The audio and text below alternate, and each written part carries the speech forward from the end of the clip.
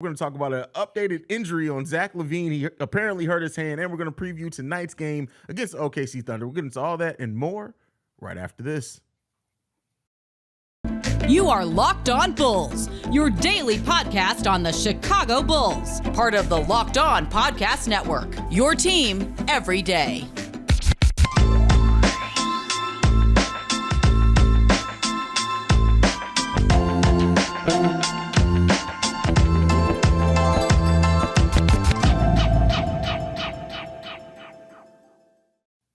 Thank you for tuning in to Locked On Bulls, member of the Locked On Podcast Network, where it's your team every day. Today's episode is brought to you by LinkedIn. LinkedIn Jobs helps you find the qualified candidates you want to talk to faster. Post your job for free at linkedin.com/LockedOnNBA. That's Pat, the designer, host and creator of the Windy City Breeze. I'm Haize, host and creator of Chicago Bulls Central. Pat, the injury bug, man, I really hope that this is not about to be a trend on the back half of the season. Now, while it does not seem to be a major injury, he's not going to be missing any time. He's apparently going to be playing tonight. But Zach LaVine does suffer a hand contusion. And, you know, last time Zach LaVine hurt his hand, it completely threw off his scoring there for a little while. Now, that was a torn ligament in the thumb, so that's completely different. But, bro, the injuries are stacking up for the Bulls, man.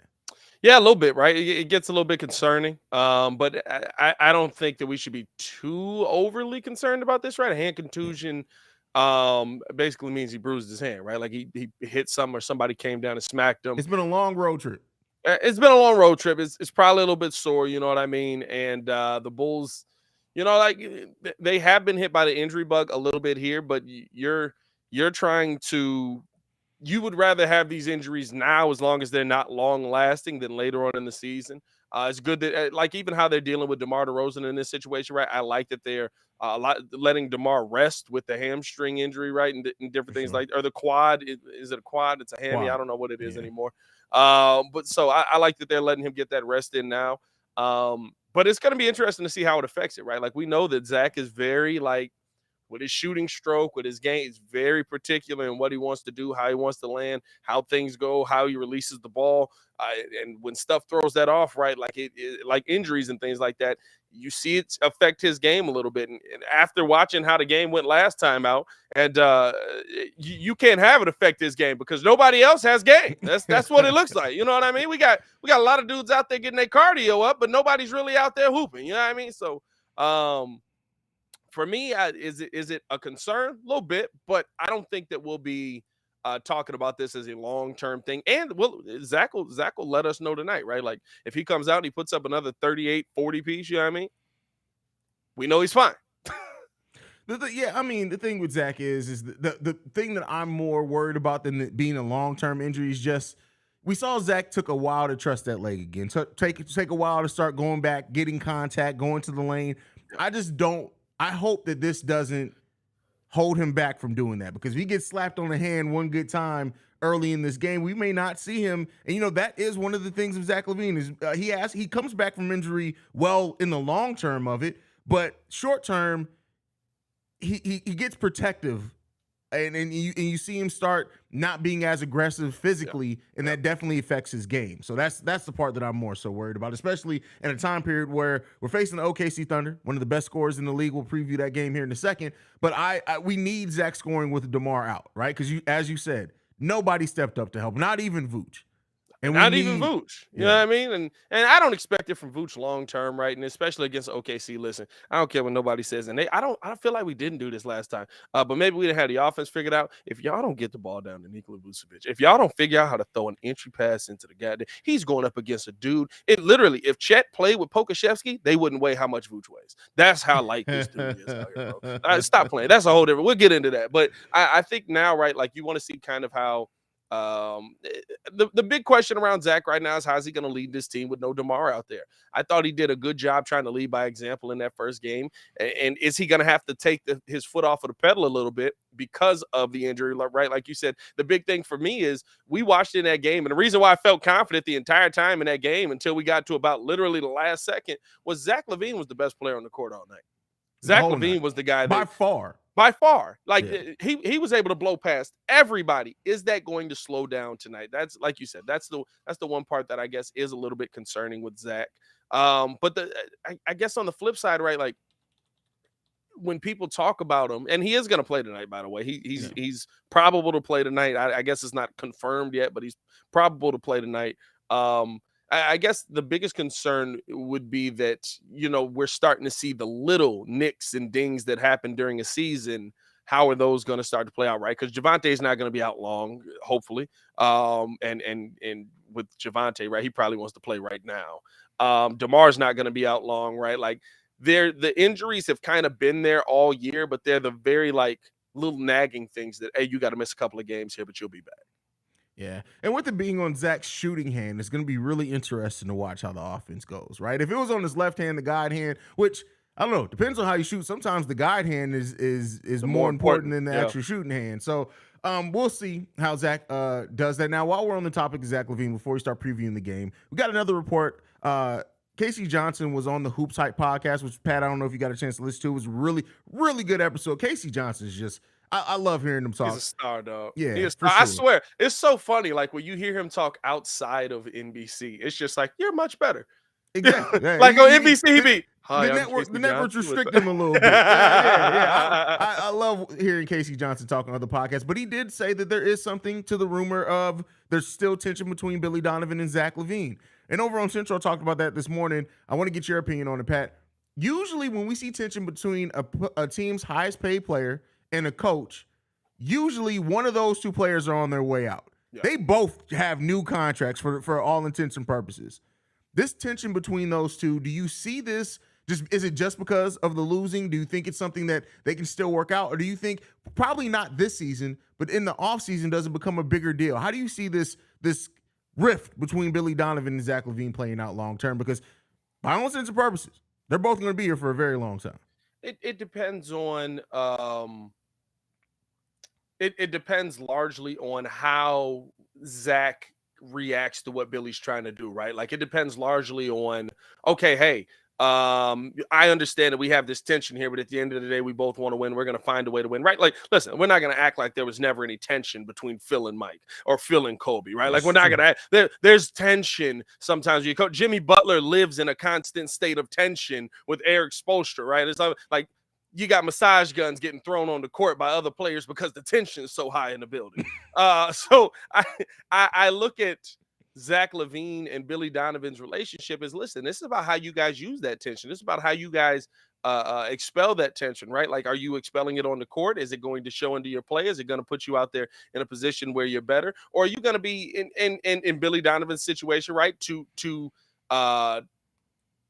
proud to back down to the fact that your player's upset about a benching that probably he deserved, right? Or in Zach LaVine's case, are you going to be too proud to admit that, hey, I was playing trash and I deserve to be benched in that moment, and I'm going to learn from that? And I think that's the part that you really have to focus in on with these guys, right? Because the Muggs now, I don't want to say Zach is more sensitive than any other person in the NBA, but now it's like, if there is something said around Zach or about Zach, or like he kind of comes in the post-game show with the like, hey, it is what it is. I'm gonna keep playing my game and I'm gonna do what I do.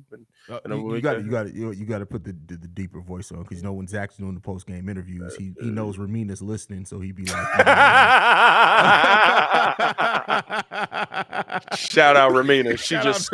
She just shot a tweet out right now that we can't read on air. But no, all jokes aside is this. There's tension between a player and a coach is not rare at all. My dad was my football coach, and I tell you what, there were times where if he wasn't my dad, literally I would have tripped him down a flight of steps. Hey, was he one of them muds that he'd be like, "Don't call me dad on the sideline. I'm coach." For sure. Oh yeah. As soon as we got out the car for practice, dad was gone. It was coach. He was coach. That was it. There was no pops there. As soon as you get out the car, you suck. Oh, Jesus. What?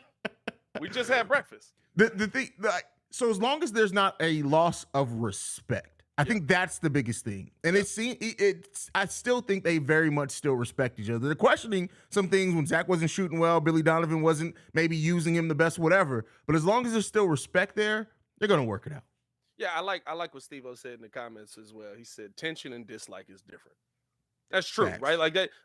Sometimes, right, there could be some tension because I don't agree with everything you're doing, and you got to air that stuff out. And I don't think Billy Donovan and Zach LaVine have the relationship where they're sitting here, right, not talking to each other and not airing things out. Like maybe it is, maybe behind the scenes, right? These mugs really do hate each other, and we don't see it, but it doesn't feel that way to me. When we're talking about Zach LaVine, sure. and it doesn't seem that way when it's on the court. If it did, right, you would see. Listen, we've seen Zach hate a coach. Oh, for sure. We've seen Zach hate a coach. Even then, He when he still hated hated the coach, he still paid Boylan's fine that one time. Remember? Yeah, because when he actually like did his job. He was trying to mend the trying bridge, to stand up for his player.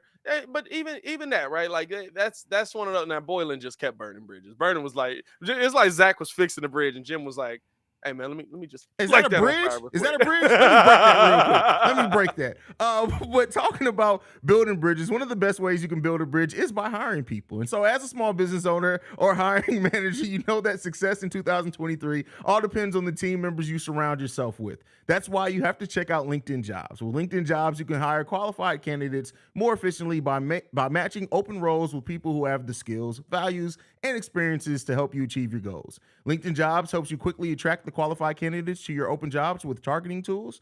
They go beyond the resume data by using insights from your job post, company, and their 875 million member profiles to put your post in front of the most qualified candidates.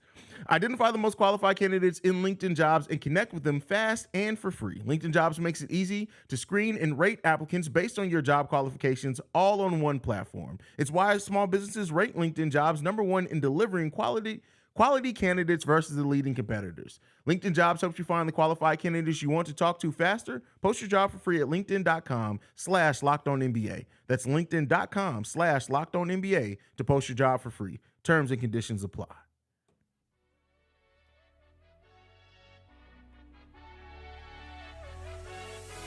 All right, Pat. So the Bulls faced the OKC Thunder today. And I wish I could say, hey, man, listen, this is going to be a game where we know that the Bulls can come in and play well. This is a young team, a scrappy team with a big-time score. That seems like a recipe for disaster for the Bulls, man. What do you think about it? This is the loss I predicted. I'm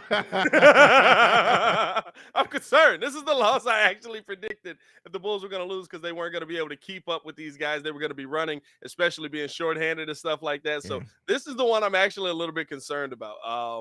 I think that, like I said at the beginning, right, you got to get Vooch involved early. You have to get Vooch involved early. You have to get Vooch involved early. I had to say it 3 times because it's that important. Pokashevsky weighs 110 pounds, and there's nobody else down there that should be able to block Vooch's shots. This should be the Vooch game. We should be talking about this game as the game where Vooch has a Shaq night, where it's literally like, man, how'd you put up 65 points tonight and 27 rebounds? Well, the dude I was playing against weighed as much as a water bottle full. You know what I mean? Like it's not even a question of it, right? And the thing is, the other guys, we've talked about Zach LaVine in his last game. We talked about Vooch in his last game, right? And Vooch didn't play that well either, but Howard's been playing. But we keep talking about the other guys. Hey, yo, I sent the tweet, and we'll talk about that later. I sent the tweet. Step up. P. Will. Step up. The second game in a row. Who on this team? Honestly, Haize. Who should be able to stand in front of him on this team? Lou Dort. I'll give you that. But I give you that. I give you that. I give you that. Outside of Lou Dort, nobody. I was about to say. Kill the point immediately. I'm not going to lie to you. That was good. He said Lou Dort, and I was like, look. He kind of heavy though. Lucius is Lou Dort a little pit bull, bro. You know what I mean? He's only like 6'5", right? But the dude is strong as heck, man. Lou Dort is Javonte Green if he ever get that 3-point shot consistent, man. But honestly, like for who's probably going to be defender, I would think you would put Dort on Zach because that's your best defender. Put him on the best scorer and literally say if anybody else kills us, they kill us, right? To me, right, like there's nobody that Pete Will shouldn't be able to move around. I mean, let's look at it. So if you do put Lou Dort on Zach, as you said, that leaves Josh Giddey, who is 6'8", 216, but he shouldn't be like if Patrick Williams doesn't see if Josh Giddey tries to guard Patrick Williams one-on-one and Pat he's passive P and passes the ball again, I'm gonna be where you were last game. Hey, That's bro. literally where I'm gonna be at. Bro, I'm gonna tell you this right now. I would absolutely put Josh Giddey on him. I would I mean, absolutely. I would say, I dare you. Coach, if I'm the opposing coach, it's like, hey man, we don't even know if Patrick even remembers how to shoot. I said it on Central today. The way Patrick Williams played the last 2 games, the crowd could guard Patrick Williams. They don't even need to put a man on it. Put the crowd on Patrick Williams.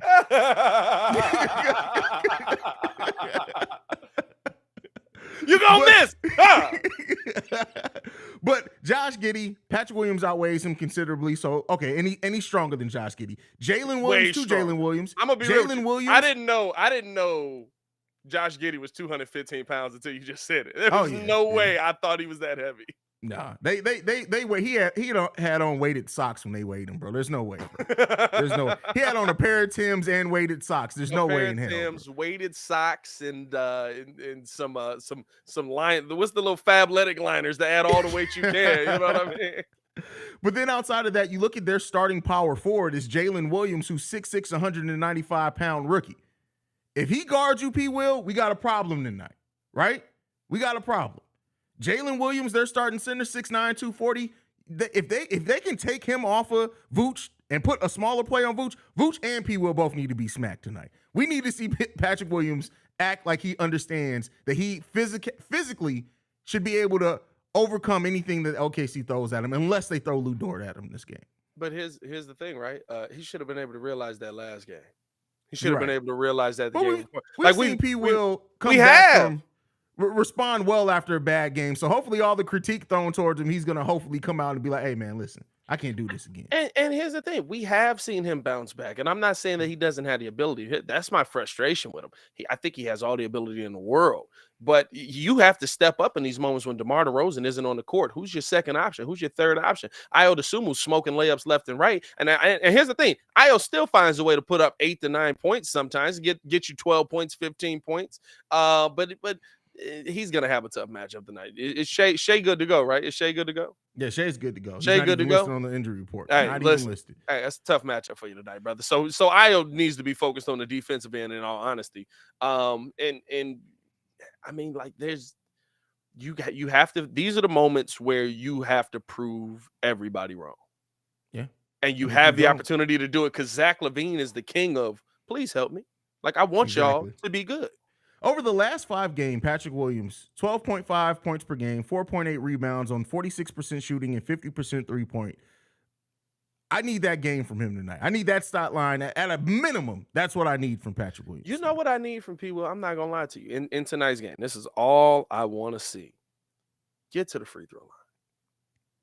In P. Will's, in those 2 games that we looked at, P. Will wasn't just out there lacing that mug all game. He took 8 shots. He knocked down 6 of them in one game. Cool. 2 of them with 3-pointers. That gets you halfway to feeling good about your point total. Made a couple of nice dump down dunks. You know what I mean? Easy plays. But he got fouled 4 times, got to the free throw line with 7 of 7 from the free throw line.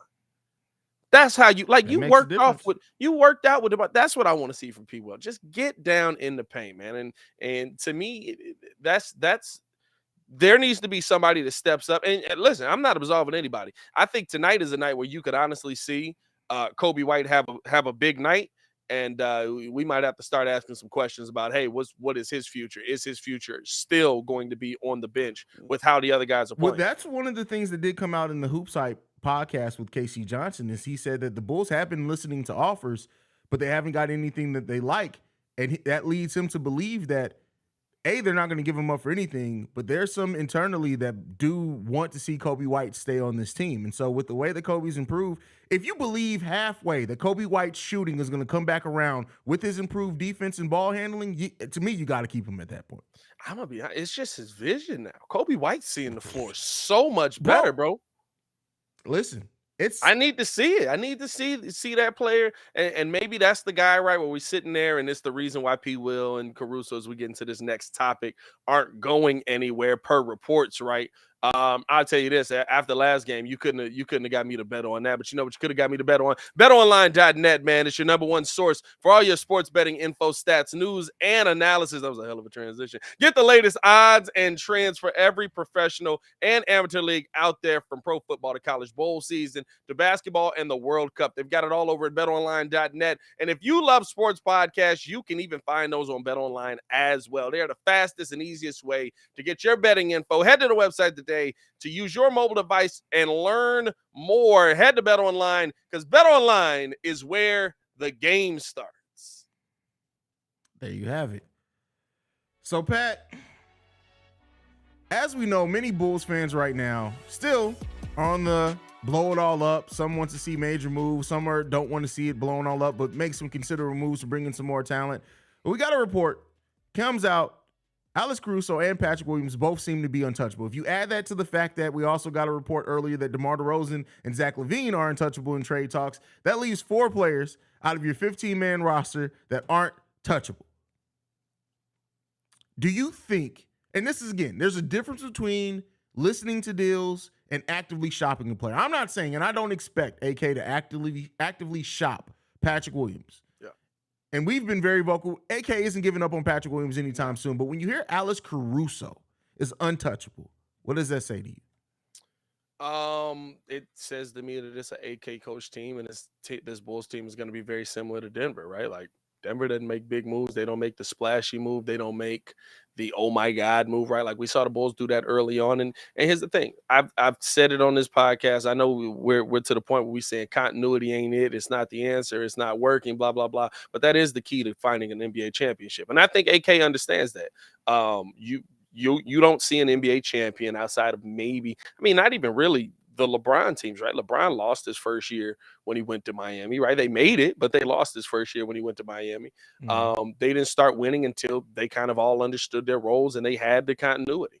You rarely ever see a team, I can't even think of one, that didn't play together for multiple years that won an NBA championship. That Detroit Pistons team, they won the title in their first year after coming together, right? Or I'm mistaken? That's been so long. No, they were together for a couple of years. And even that, right, like they were adding pieces in. I think Tayshaun was a rookie that year. Yeah, he played a major role in that. But they had been together for a couple of years before that. So you really don't see that. So I think AK understands that, and that's why you don't just sit there and blow everything up and move on from everybody and trade away pieces. And we've been saying this the entire time, right? Like, I mean, we've had our emotional moments where we've been like, trade him. He's not helping the team. You got to make this move, blah, blah, blah. But then, like, when you sit there and have the realization of what's actually happening on the court, you realize that, or what's actually happening in the front office, you realize that all the teams that you want to talk about winning a championship, they have that continuity. And I think AK understands that. And that's the reason why you're not going to see P. Will moved, and you're not going to see Io move, or Caruso moved. And honestly, right, like I'm not even saying that I want to. Maybe Caruso a little bit, just because Caruso's been so in and out of the lineup. But when the playoffs get here, you want a player like Caruso on your team if he's healthy. I know my tweet, I dropped the tweet yesterday, and half of the Bulls community was in support of me, which, by the way, there's also a small section of y'all that are weird, bro. Like y'all are excited to hear me say. Let me say this. I'm going to say it for you, because I want to say it first. So, first, I got to get to this comment. Somebody said Tony Bradley is untouchable. He's untouchable. He's untouchable because he doesn't get on the court. You can't touch him. and we got to throw in that as well. Marko Simonovic is untouchable too, because they don't know who the hell he is. They don't even know he's on the roster. Anyway, you said this, and I love the fact that you said it. If you root for somebody on your team to do bad just so you can be right, you're an idiot. Oh, you didn't say that. That's me. I'm saying you're an idiot. You say that they're weird. I'm a little bit stronger word. It's hella weird, bro. Like, I have never, like, the Bulls fans will literally root for a player to do terrible just so they can say, "Oh, I was right." They aren't it. It's so weird, fam. But go ahead, continue your point. It's like, dog, I sit here and talk on a mic on this, and I don't want my take to be right about Patrick Williams, but right, like I know I came out and I said, P. Will is to this point in his career, he's a bust. He is. He's the 4th pick in the draft. To me, there is a prestige that comes with that. There's a standard that you have to live with, and you have to, and he hasn't lived up to that consistently. I called him Otto Porter Jr. Although I don't even know if Otto Porter was taken that high, to be honest with you. He might have been actually. Otto Porter might have actually been taken really high in the draft, and we just kind of forgot about that because they had John Wall and Brad Beal. But here's the thing: at the end of the day, that does not mean that I don't think that Patrick Williams cannot turn into an asset on this team. It means that right now, I don't believe he's going to live up to be a player that you have to build your team around. Otto Porter was 3rd overall. I feel like I kind of knew that, but I couldn't confirm it in my mind. Hey, but to the credit, Otto Porter Jr. did have 6 seasons in a row of averaging double-digit points per game. So yeah, and they literally all John Wall and Brad Beal would say to him was like, just shoot, just like it's okay if you take the ball to the rim, like you're the biggest dude out here. So for me, right, like I understand the development has to happen. I understand that he still could turn into a player that makes me eat my words. I want him to turn into that player that makes me eat my words. But I'm not telling you to go out there and give up on him because I don't think that he's living up to the standard that he should be living up. You still try to develop him and get the most out of him. You're going to trade him. He's going to go somewhere else. He could become the player. We think with more shots that he could become that player that we all think about. But I think the thing for me is, right, like you still have to develop a mentality in P. Will that is not there yet. And I know we talk about the shots. We talk about, oh, he's not getting shots. He's not getting moves in there. Javonte Green don't get shots drawn up. He don't get plays drawn up for him. He don't get shots drawn up. But you know what? Whenever he's on the court, I know he's there. I mean, whenever he's on the court, I know he's making an impact. So I update this stat periodically. So we came into this season with Patrick Williams having, I believe it was 12 or 13 games of 10 or more shots per game. Yeah. He's now at 27 on his career. Do you want to bet what this stat line is on the 27 games Patrick Williams has had 10 or more shot attempts? Well, it probably went up because he had 10 or more in the last 2 games. And well, no, he had 10 the other day and he shot like 2 for 10. I would say he's probably at 16 points a game? Because I know it went up because he had like 23 points the other day. Okay. Anything else? All of it 16 points a game. I'd say, I don't know, 7 rebounds and 4 assists. You're very close. 16.7 points per game, 5.6 rebounds per game, and 4 assists per game when he gets over double-digit shot attempts. That was a pretty good game. That's not amazing. Like, I don't want to make it seem like it's world beating or anything, but I think if Patrick Williams was averaging those, you hear it, people would be a lot more quiet in regard. And the Bulls would win a lot more games. The Bulls, that's when it boils down to it. The Bulls will win a lot more games. And yes, part of him not getting more shots is on him being passive, but part of it also is that he doesn't get plays called for him. I don't know. They need to have him see a sports therapist. I don't know what to tell you. Like, seriously, I don't even know what to say anymore with Patrick Williams, bro. Like, he's literally a big kid. He just needs to figure out that you're stronger than most of the people guarding you, bro. He is, and that's why I'm not saying you didn't hear me saying that tweet. Like, everybody was just like, you can't give up on him. I never said to give up on him. What I'm telling you is that, and it's the reason I don't think AK will trade him. It's the reason that I don't believe that, because you think about it, right? Kobe White is just now showing that he's playing well, and this is 4 years in the NBA? Yeah. You know what I mean? Like, he had his first training camp. Now he's playing well. He seems to be healthy on the season, knock on wood. You know what I mean? Like those are things that play a part into it. Guys have to develop, but guys have to grow in their game. But I think, right, like, it's okay to also criticize guys when they're playing poorly. And right now, Patrick Williams, even though he had those 2 flash games for us, really enjoyed watching them. That's the P Will I want to see. The P Will I want to see. The P Will. That's the P Will I want. I don't know why I would turn country right there. That I want to see every night, but it's not the P. Will we're going to get every night. And it's not the P. Will we expect to get every night. And that's a problem when you're talking about the 4th pick in the draft. That's the reason I made the tweet.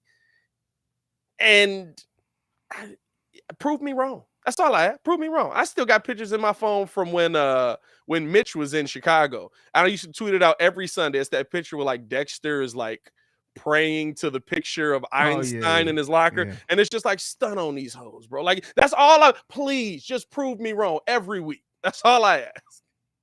It's really that simple. Patrick Williams, 21 years old. I will say this to the credit of this front office, which it may be to the detriment to some fans in their opinion. Yeah. I don't see AK and Eversley. The AK and Eversley don't want to have a Laurie situation with Patrick Williams. No. He's going to get every single opportunity in this and his second contract to turn into the player that they envision him in. Yeah. He's going to be here for a long time. You guys got to get used to it. And I know some people are going to look at that as a net negative, and I understand it. This is not one of those situations where I'm like, you're crazy for thinking they're crazy for doing that. No, I can understand that. But I will say this. I part of me respects it because they see that some of the players that they sent away, though, that were part of the previous regime, look at the only difference between Laurie outside of health now and even last season with the Cleveland Cavaliers is the confidence. Laurie you can tell when he comes out there. And if a player builds that confidence with the raw skill that they have, the sky's the limit. So shout out to AK for believing in him and wanting to cultivate that. But at some point, you have to let him sink or swim. And by that, I mean, you have to make it a mandate at some point to be like, we're going to get Patrick, we're gonna run 6 plays for Patrick Williams, 3 to start the game off, 3 at some point in the second half. What he does with those 6 plays is going to determine how much more we run for him. And then let that be it. I think that's the part for me, right, that he needs to have. There's so many players in this league that just find plays. That's true. There's so many players in this NBA that there's nothing ran for them. We got a bunch of them on this team. They don't run nothing for DJJ. DJJ just know where to go. He know where to be. He know how to, like, and I understand, like, there's a maturity that has to come in for you to get to that point. But, like, dog, it's like, listen, you're bigger than everybody. Like, it's basketball at the end of the day. You're bigger than everybody. You literally can out jump everybody. When he jumps for rebounds, I'm like, what is he doing up there? Bro, when he jumps on the mid-range shot, when he wants to get a little bit of extra separation, you literally are reminded, oh, yeah, he has a 7'2" wingspan. You know what I mean? Like, it's like, why is he floating like that, bro? So, like, when he gets those put-back dunks and his wrist is barely above the rim, I'm like, Pat, what are you doing? You know what I mean? Dog? What are you doing? That's the part for me. It's like, and he's got to find that. I'm fine with running plays for him, and I think that it does work. But the stars in this league don't have players run for him every game. The stars in this league run plays. They're not running plays for Ja Morant. They're not running plays for Ben Mathurin. Bro, you tripping on that. Like you're taking it. You're a habitual line stepper. You get a point, and then you step up. You don't. They're not running plays for Ja Morant. Come on, fam. They run some plays during the game for Ja Morant. Ja Morant rookie year was like, I'm finna take your soul because you're not better than me standing across from me. Oh yeah, and he would just get to the bucket. Is different. Yeah, you know what I mean. Like that's all I'm saying. Like find plays. Even if we want to talk about a player that's not of that ilk, right? Because Ja did come in and he was like, I'm a dog, and I know I'm a dog. Yeah. I look at Ben Mathurin in Indiana. Ben Mathurin, his first couple of games, he was just like, going to have to show me. That's literally one of the best quotes of all time. Hey, it's great. And guess what? Hey, and LeBron didn't show him. Ben Mathurin outscored him in that game. But the thing was, like, I watched some of his early games. He didn't come out. Now they running plays for him. But his early games, he was just like, oh, I'm going to just get this ball here and make this play. I'm going to just attack at this moment because he's not better than me. And then once you see that, you be like, hey, we got to get him a little bit more. You know, P. Will, in his biggest game, 2 of his shots were a couple of 3-pointers in the corner. That was just him standing wide open. Those plays find you. Knock them down. Go get a couple of tip rebounds. Shaq says it all the time, and it's 7 points a quarter. 2 layups and a foul. You can't give me 2 layups and a foul to get to the free throw line every quarter, brother? Come on, dog. That's all I'm asking. Once Patrick Williams realizes, and I don't want to have this narrative that he's afraid of contact because he's a grown man. I'm not going to say that. No, but once he realizes, you could say, once he realizes, okay, I have a great handle. Patrick Williams' dribble was beautiful when you see him actually do it. It is. I'm about to get to this rim, and they're going to have to put a body on me. I'm finna get to the free throw line. Yep. That needs to, like I said before, sports therapist. They get Dr. Phil in here. I know he's not a sports therapist. Dr. Phil would literally be like, what the hell is wrong with you? Look at this play right here. What the hell is wrong with, we need somebody like that. Now, Patrick, what is going on with you here on this play? You have to figure out how to get to the bucket. This is not a negotiation here, Patrick.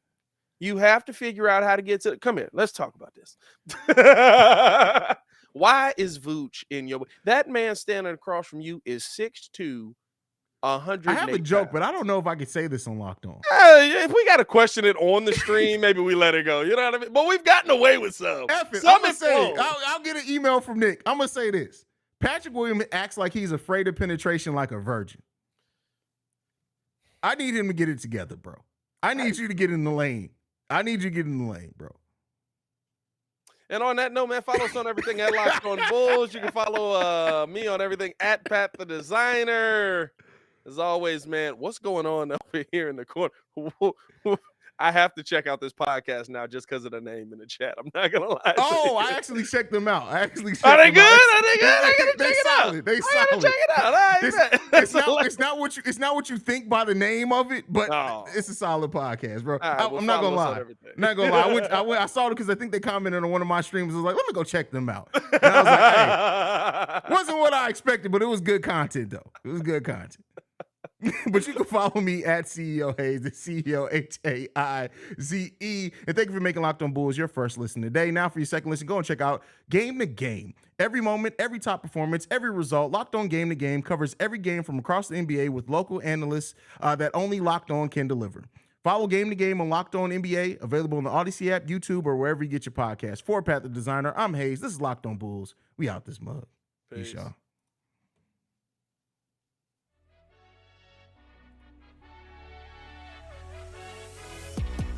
Like a virgin.